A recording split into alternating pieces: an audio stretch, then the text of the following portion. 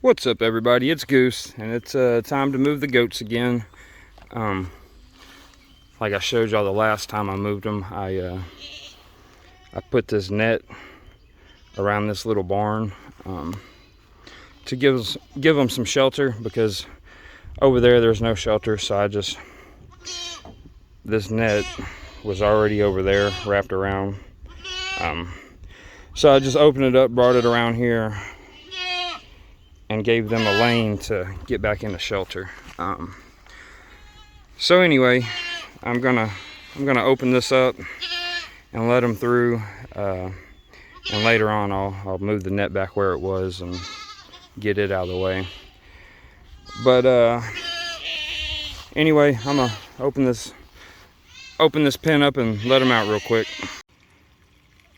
So they figured out we're moving. Everybody's over here. You got Jenny right in the middle. But all right, we're ready to go. I'm gonna open this gate up and let them through. Come on, go!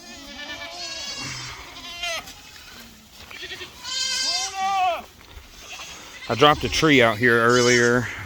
They seen me do it, but it's been a few hours, so I'm wondering if they forgot about it or if they go right to it. They're headed to it right now, actually. Come on, goats! Come on, go! I want to follow them, but I gotta see they're all getting caught in this corner. Come on, go! Come on, guys, right here. Here you go. Come on, go! They'll get caught in corners like that. See, she just did it. Half of these are afraid of me, half of them aren't. So I'm gonna walk behind them and push them out. Go ahead, guys. Go ahead. Go on. You can see the ones that aren't afraid of me. Go on, don't touch my fence. Come on, come on. Follow each other. There we go. Now you three, come on. Come on, goat. Come on, goat. You know what? I'm actually leaving this open for a while, so I'll leave them there. That's funny. Yeah, they forgot about the tree. I cut that tree down and they was all standing at the fence line yelling at me. Or maybe this stuff out here is better than the tree. I don't know. I doubt it, though. They usually prefer the trees. But yeah, I was wondering if they was gonna rush over here or not. Get straight to the tree. They're taking their time, though. There's some really good forage out here.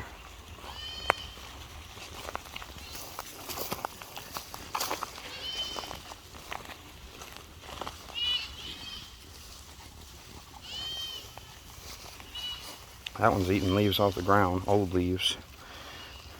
Oh, there they go. She sees it. And they just follow each other. Watch, there's gonna be a line now. Remember, some of the lead goats. Here they come. Some of them I haven't noticed yet. They're distracted. There's so much good feed. Yeah, here they go.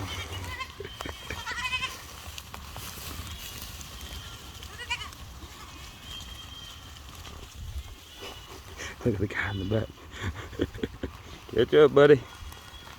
He's turning out to be a good looking little buckling. Here we are. This tree was dead at the top and right over my fence, so I dropped it.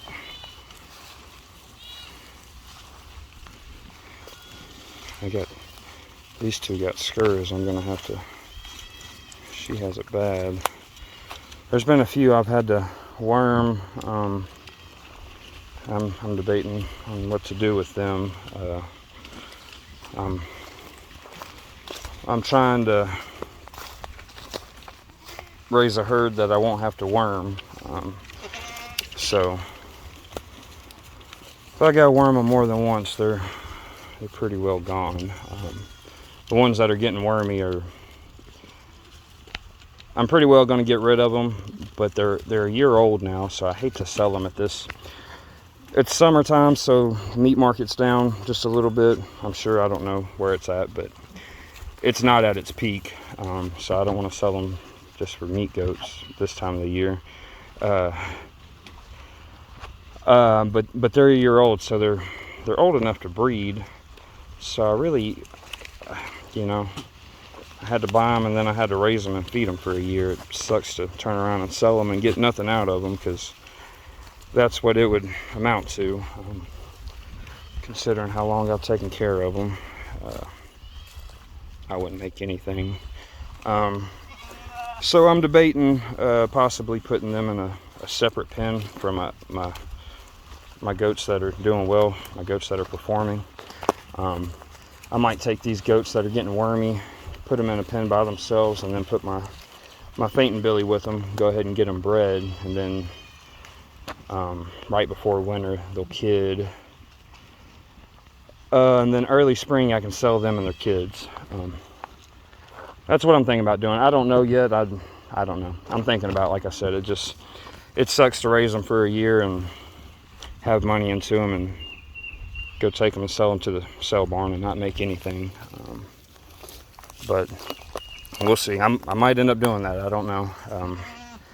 'Cause these goats, they're all under the same management. They all get the same forage, and just a few of them aren't performing. So it's the goat's fault. It's not my management. 90% of them are doing really good, but there's a few that just aren't doing well. So they'll be headed off the farm here soon, one way or another. And I will say, let me say this, because everybody has their opinion of what breed of goat is the hardiest. So I'm just going to give y'all my experience. Obviously, I started with the small goats, the mini goats. They're not hardy at all. That's part of the reason I'm getting out of them. Then I got into the Kiko goats, Kiko mixes, and myotonic goats, fainting goats.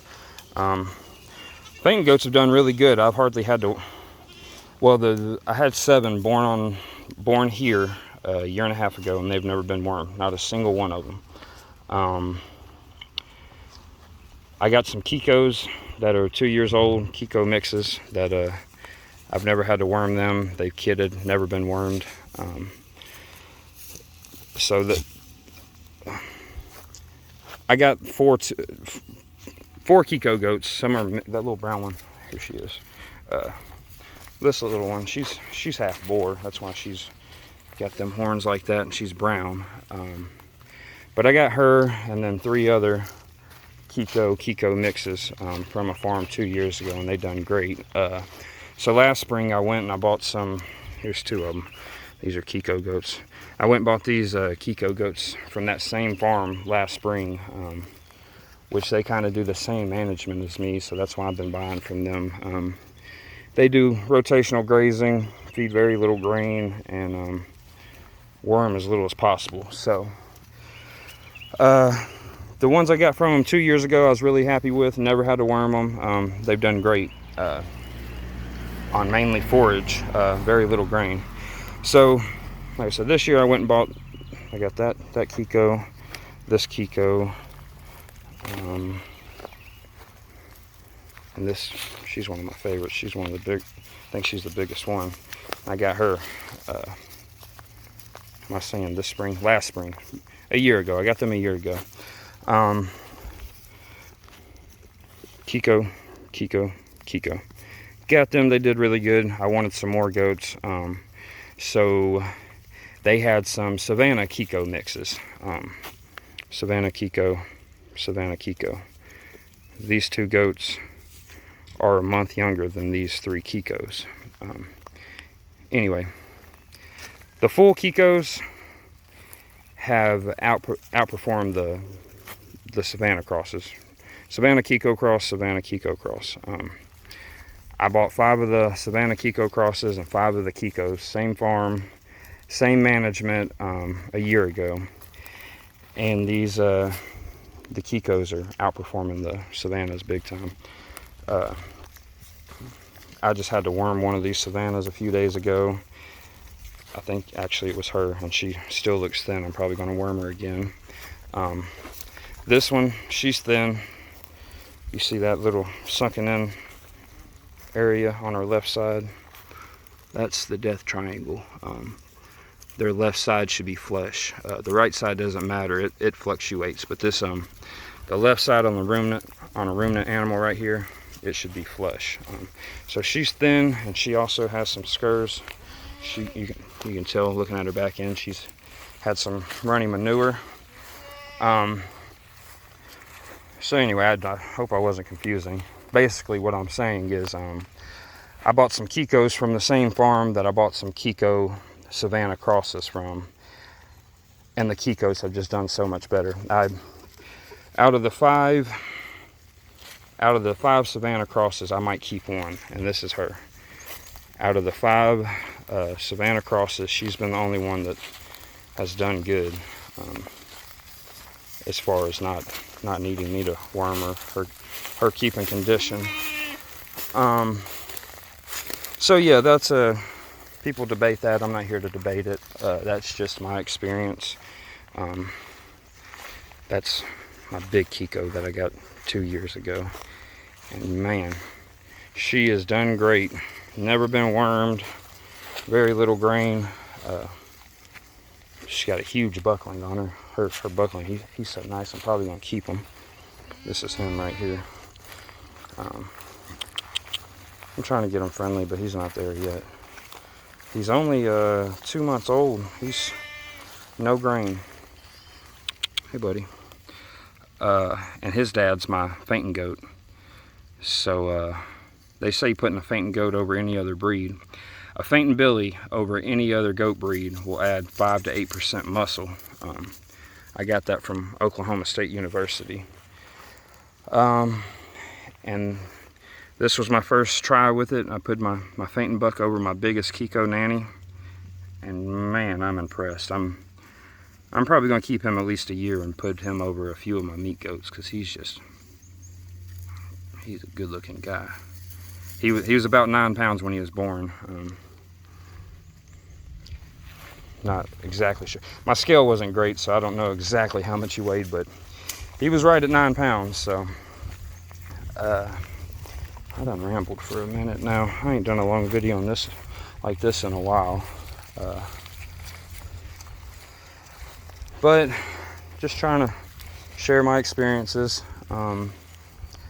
It varies from goat to goat. I'm sure there's some Savannahs out there that do just fine, do great. I've heard plenty of good things from mostly reading online. I've read a lot of good things about the Savannahs. That's why I tried them out. But this group I got, they haven't been performing.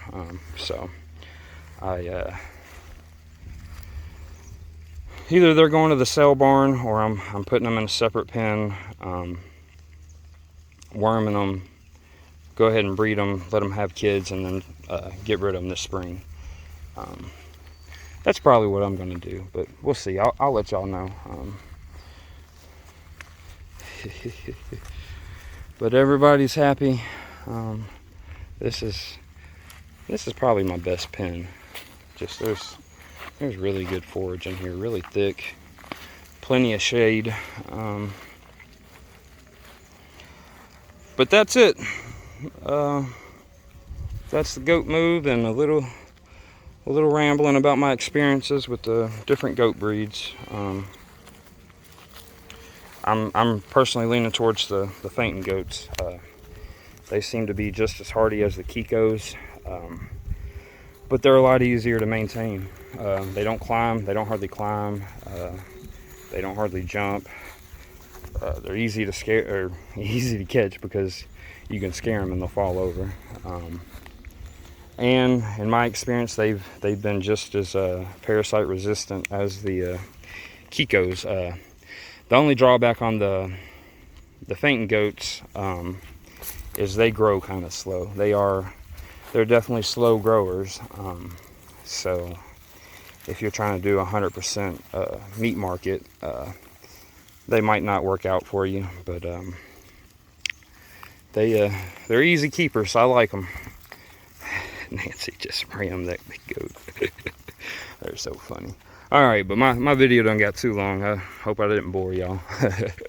I'll see y'all later. Goose out.